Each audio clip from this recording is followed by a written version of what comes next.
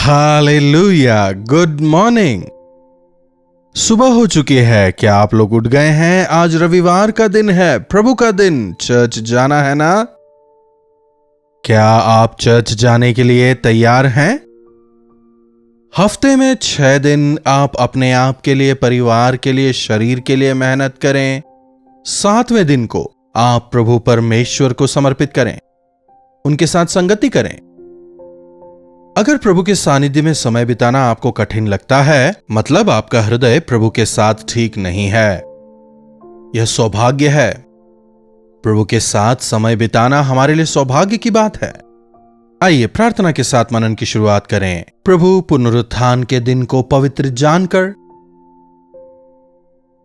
आपके सानिध्य में समय बिताने की इच्छा के साथ अपने दासों के जरिए जो आप हमें वचन देना चाहते हैं, उसे सुनने की इच्छा के साथ, आत्मिक तौर पर दृढ़ होने की इच्छा के साथ चर्च जाने में मदद करें। यीशु के नाम से प्रार्थना मांगते हैं, आमीन।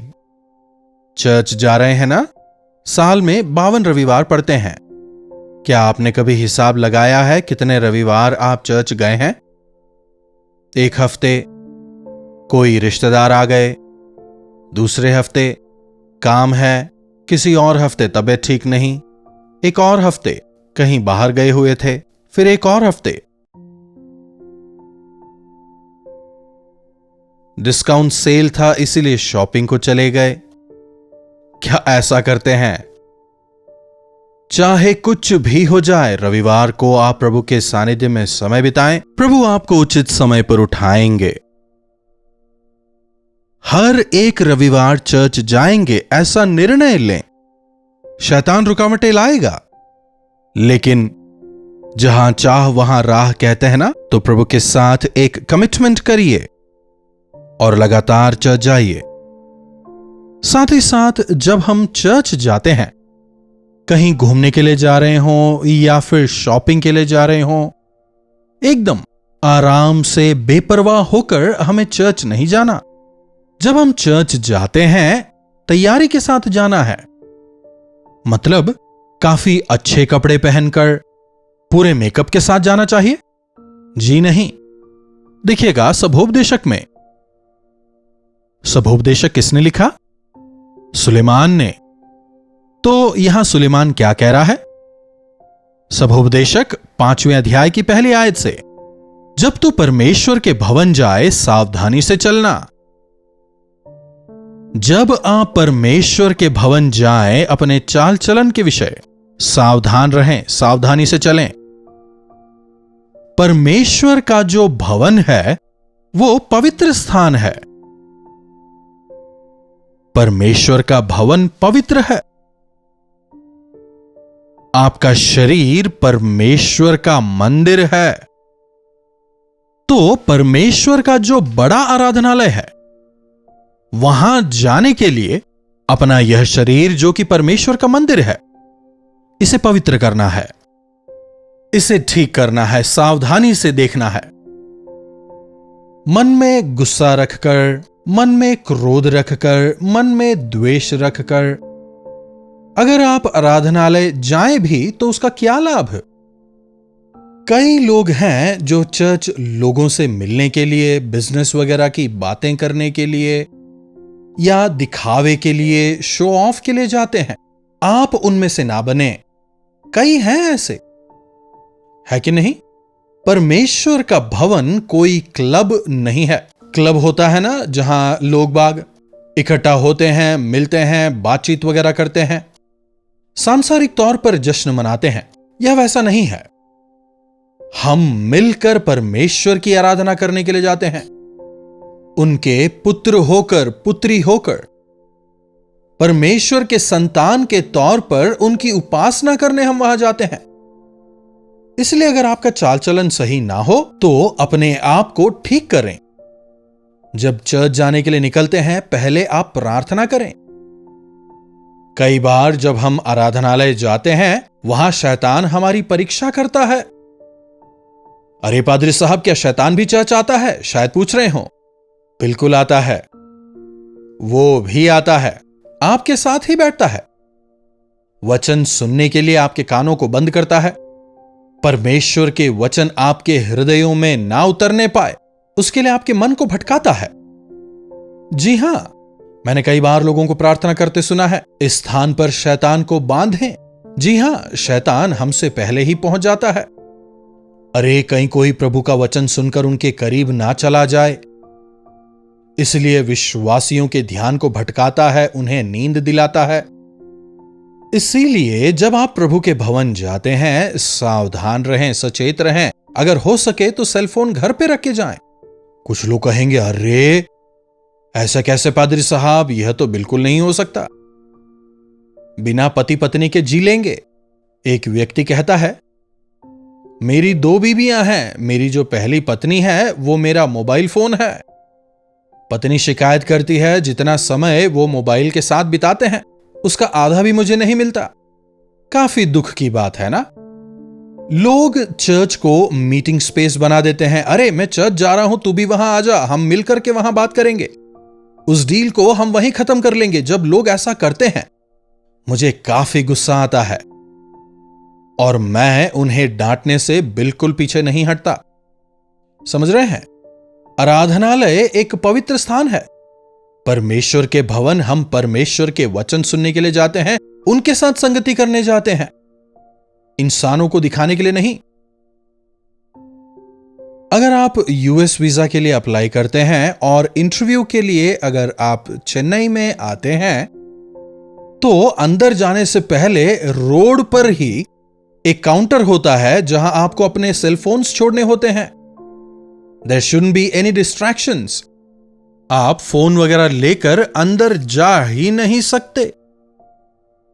आफ्टर ऑल, एक ऑफिस में इस प्रकार का सिस्टम है, तो जब हम जीवित परमेश्वर के सामने जाते हैं, जब हम उनसे बातें करने के लिए जाते हैं, जब हम उनसे सुनने के लिए जाते हैं, तो हमारे मन को भटकाने वाले इस फोन को, इस मोबाइल फोन को स्विच ऑफ करके रखें।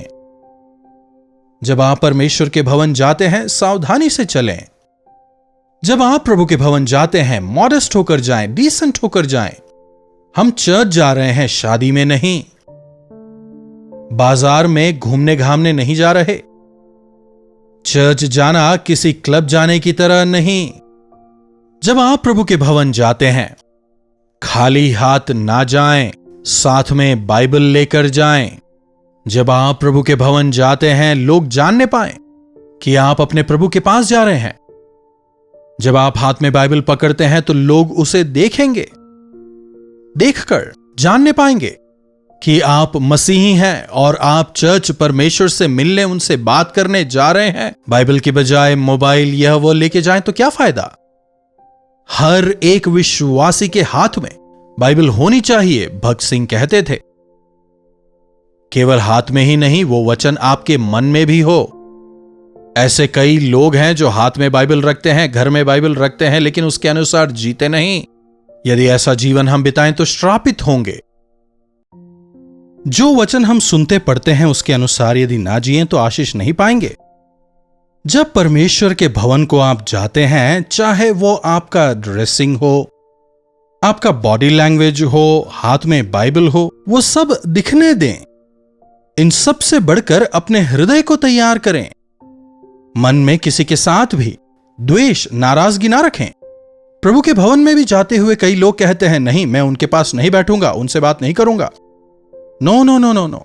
अगर तुम्हारा भाई तुमसे नाराज है तो चर्च जाने से पहले आप जाएं और जाकर उससे माफी मांगे, उससे मेल मिलाप करें।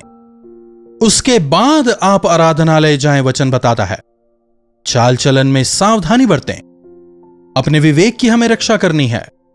कई लोग घर में झगड़ा करके, चिल्ला के, शोर शराबा करके, बिना किसी खेद के चर्च जाते हैं, हालेलुया गाते हैं। यह परमेश्वर को पसंद नहीं।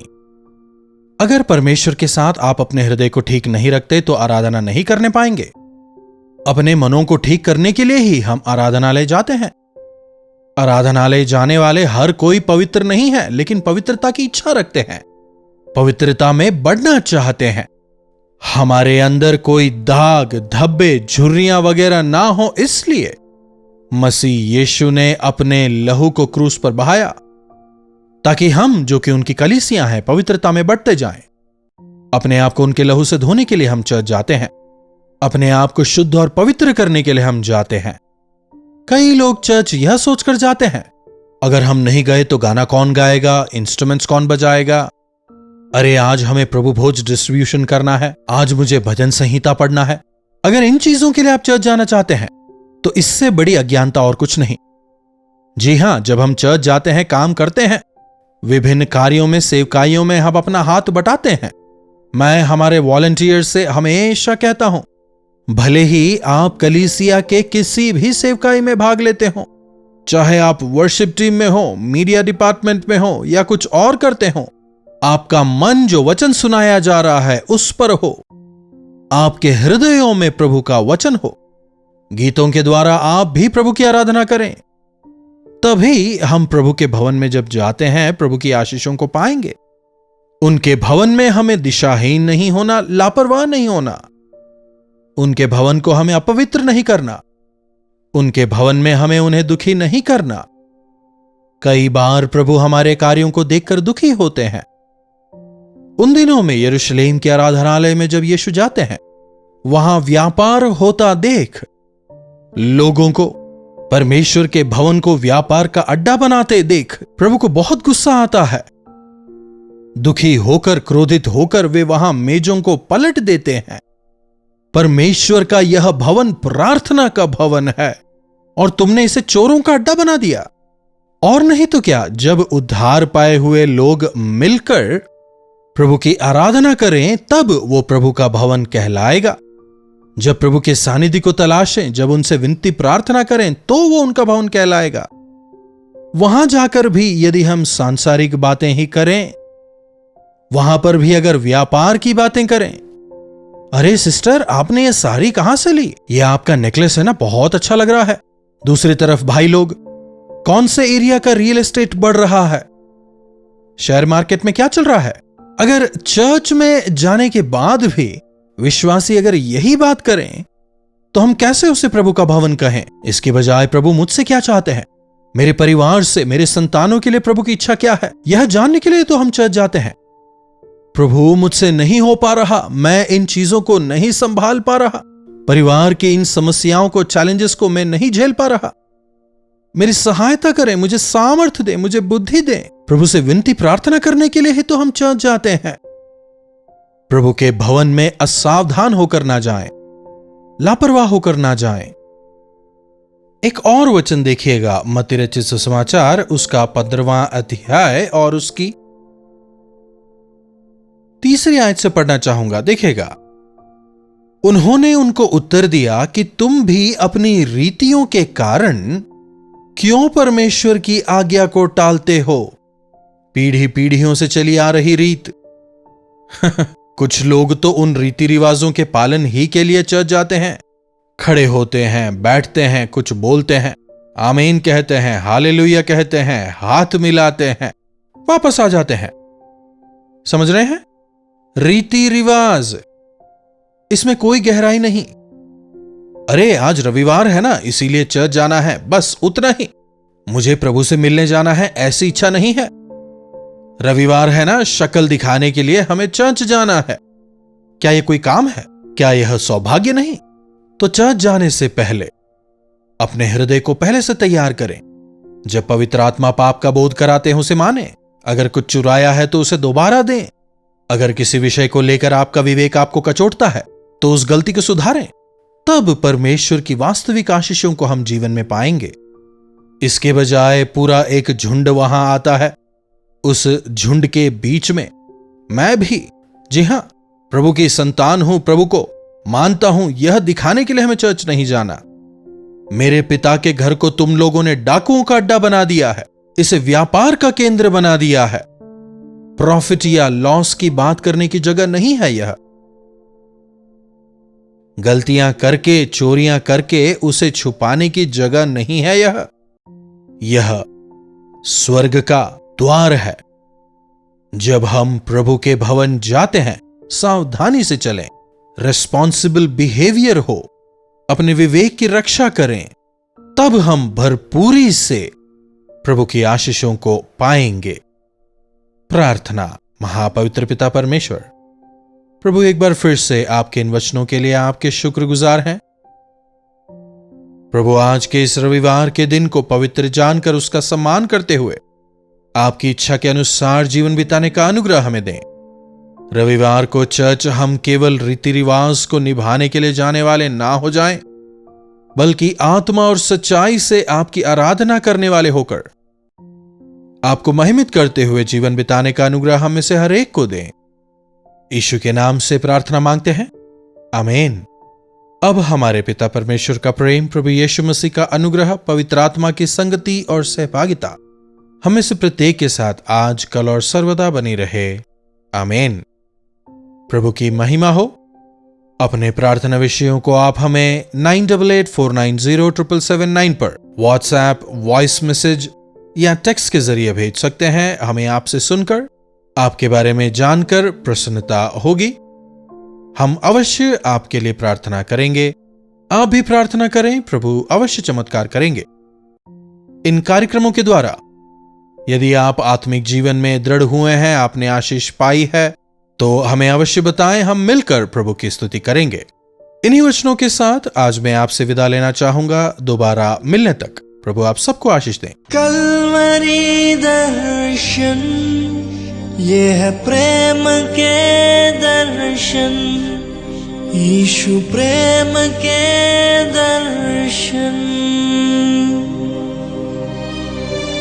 कल्वरी दर्शन,